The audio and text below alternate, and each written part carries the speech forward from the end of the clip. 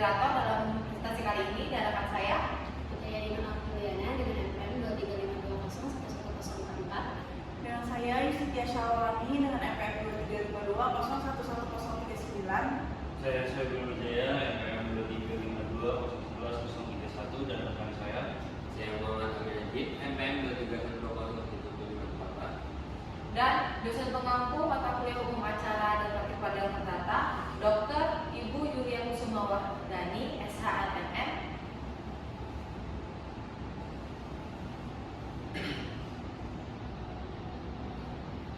Latar belakang pelaksanaan putusan hakim merupakan bagian penting dalam peradilan karena menentukan terwujudnya keadilan secara nyata. Putusan yang tidak dapat dieksekusi hanya menjadi teks tanpa kekuatan.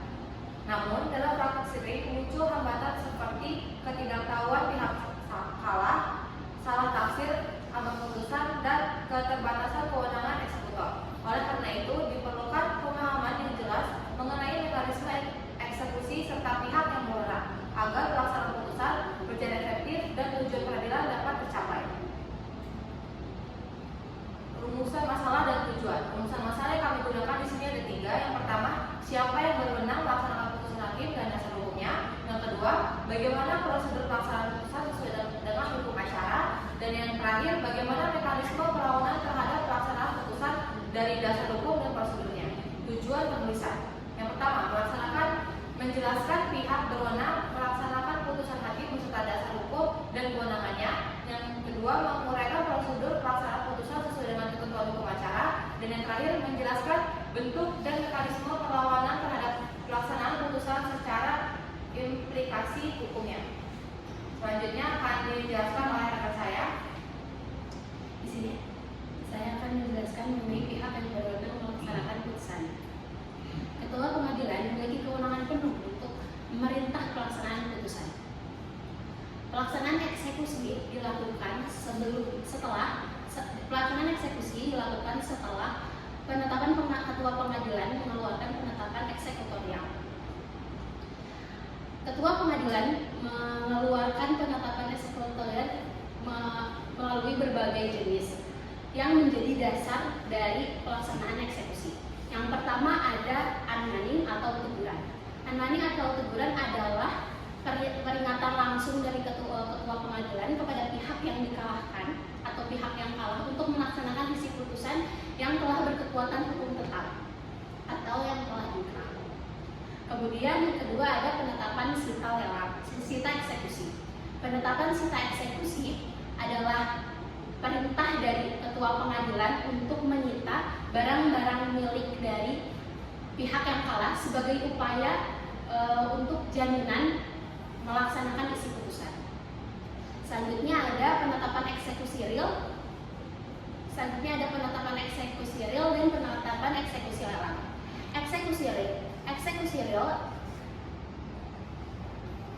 Eksekusi real adalah penetapan langsung dari ketua pengadilan untuk melaksanakan isi putusan, yakni bentuknya itu menyerahkan barang, mengosongkan suatu bangunan atau melaksanakan kegiatan lain. Kemudian yang kedua ada kemudian eksekusi lelang. Eksekusi lelang adalah perintah dari pengadilan untuk menjual secara lelang barang yang telah disita, di mana hasilnya itu digunakan untuk memenuhi kepentingan hak dari pihak yang menang. Selanjutnya pelaksanaan teknis itu dilakukan oleh jurusita yang bertugas memanggil, menyita, dan menjalankan tindakan eksekusi di lapangan. Selanjutnya ada dasar hukum pelaksanaan putusan. Yang pertama, pasal 195 ayat 1 hir, di mana segala putusan pengadilan negeri dijalankan atas perintah dan di bawah pimpinan ketua pengadilan negeri yang mengeluarkan putusan tersebut.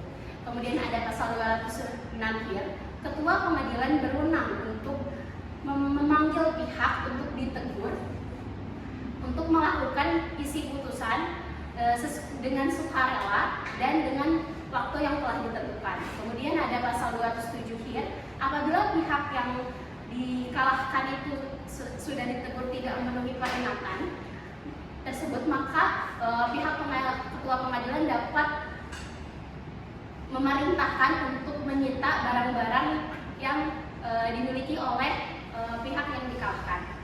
Kemudian ada pasal 54 Undang-Undang Nomor 48 Tahun 2009 tentang kekuasaan kehakiman, di mana pengadilan wajib melaksanakan putusan yang telah berkekuatan hukum tetap atau yang telah inkrah. Pelaksanaan putusan perdata. Yang pertama ada putusan inkrah, yaitu berkekuatan hukum tetap. Yang kedua, permohonan eksekusi diajukan oleh pihak yang menang. Yang tiga, pengadilan melakukan pemeriksaan administrasi. Yang empat, ketua pengadilan melakukan amani, yaitu memanggil pihak kalah agar sukarela melaksanakan putusan.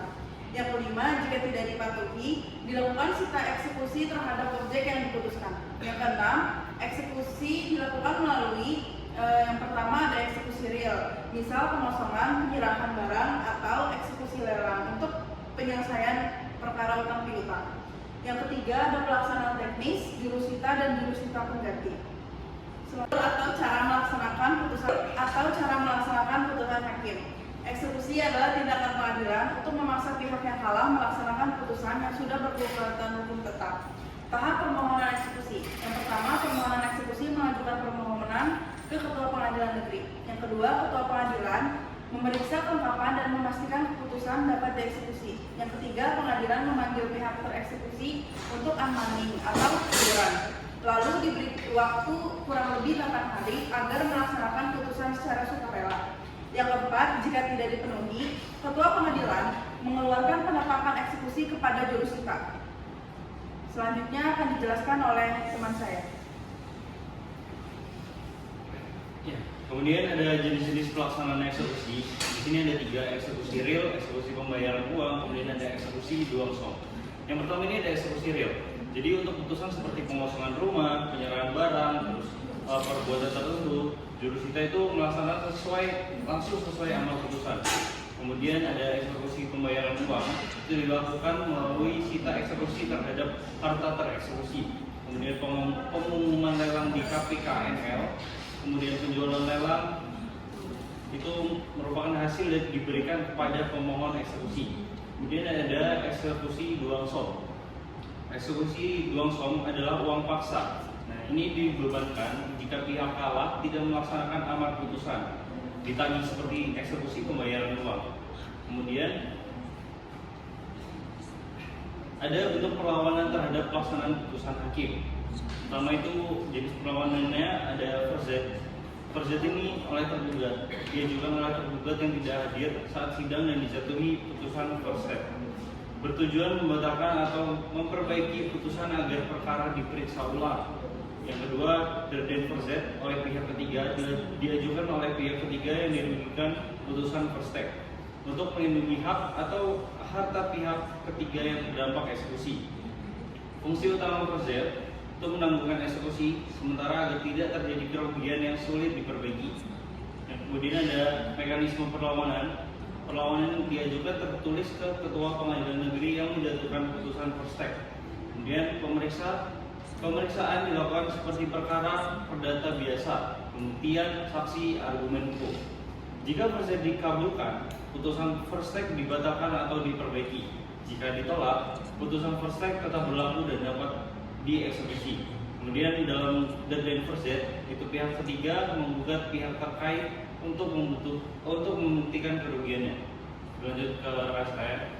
Baik, bisa kita lihat bersama. Jadi di sini menjelaskan mengenai dasar hukum. Jadi ada beberapa pasal dan undang-undang yang mengatur mengenai upaya pelaksanaan putusan hakim. Pertama, pasal 125 ayat 3 HIF yang memberikan hak kepada tergugat untuk mengajukan perlawanan terhadap putusan verstek. Kemudian ada pasal 129 HIF yang mengatur bahwa perlawanan harus diajukan dalam tenggang waktu yang tertulis setelah diajukan perkara dan bisa kembali seperti buatan biasa. Pada umumnya, tenggat waktu yang diberikan oleh ketua pengadilan itu berkisar antara 14 hari. Kemudian pasal 149 ayat 3 RPD yang menegaskan bahwa pihak yang dijatuhi putusan dapat mengajukan verzet sesuai dengan prosedur yang ditentukan. Kemudian ada pasal 153 RPG yang mengatur bahwa setelah verzet diajukan, pengadilan harus memeriksa ulang perkara secara lengkap. Kemudian ada surat edaran Mahkamah Agung nomor 9 tahun 1964 yang memberikan petunjuk teknis tentang prosedur VZ, termasuk pengajuan secara tertulis, bebas, dan pemeriksaan dengan acara biasa. Baik, kemudian ada prosedur pengajuan VZ. Nah, VZ mungkin sebelumnya sudah disinggung oleh rekan saya mengenai VZ. Jadi VZ ini adalah upaya hukum yang diajukan atas putusan Verstek. Putusan Verstek sendiri adalah putusan yang dijatuhkan oleh hakim di pengadilan tingkat pertama tanpa kehadiran tergugat. Nah, VZ ini diajukan dalam jangka waktu tertentu. Yang pertama ketentuannya adalah 14 hari setelah putusan Verstek diberitahukan atau 8 hari setelah eksekusi dimulai. Kemudian pengajuan dan pendaftaran. Karena putusan Verstek ini diajukan oleh pengadilan tingkat pertama, oleh karena itu upaya VZ ini dapat diajukan ke pengadilan tingkat pertama. Di antara prosedurnya adalah diajukan tertulis ke ketua pengadilan negeri, lalu didaftarkan ke kepaniteraan, kemudian pemeriksaan sidang. Proses seperti gugatan perdata biasanya bisa dengan pembuktian lengkap. Kemudian putusan VZ itu sendiri, putusan VZ dikabulkan, maka putusan Verstek dibatalkan. Dan ketika VZ ditolak, putusan Verstek tetap berlaku dan eksekusi tetap berlanjut. Mungkin kesimpulan dari presentasi yang sudah kami paparkan, di mana pelaksanaan putusan perdata menjadi tahap penting untuk memastikan putusan hakim benar-benar memberikan kepastian dan keadilan. Dalam perkara perdata, eksekusi dilaksanakan oleh ketua pengadilan negeri dengan bantuan jurusita melalui tahap permohonan eksekusi, unmanning, sita eksekusi hingga eksekusi real atau lelang. Meskipun mekanismenya telah diatur jelas dalam KIR dan RBG, pelaksanaan di lapangan sering menghambat kendala seperti ketidakpatuhan pihak, kalah, dan hambatan administrasi. Karena itu, pemanfaatan mengenai kewenangan, prosedur, dan dasar hukum eksekusi sangat penting agar putusan perdata dapat terlaksana secara efektif. Mungkin sekian presentasi yang bisa kami sampaikan.